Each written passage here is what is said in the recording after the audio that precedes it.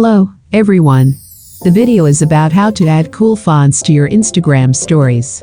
First, we need to download an app, Phonto. Download links you can find in the description. Within the app you can find variety of fonts in the library.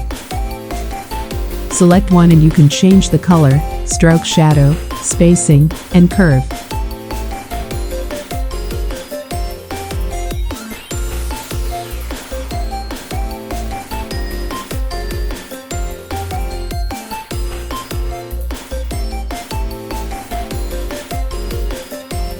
Of course, you can even download your own fonts.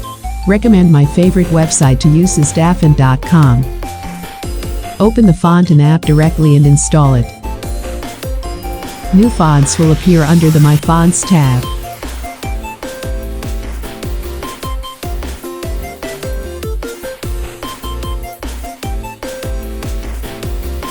Hope the tutorial is helpful.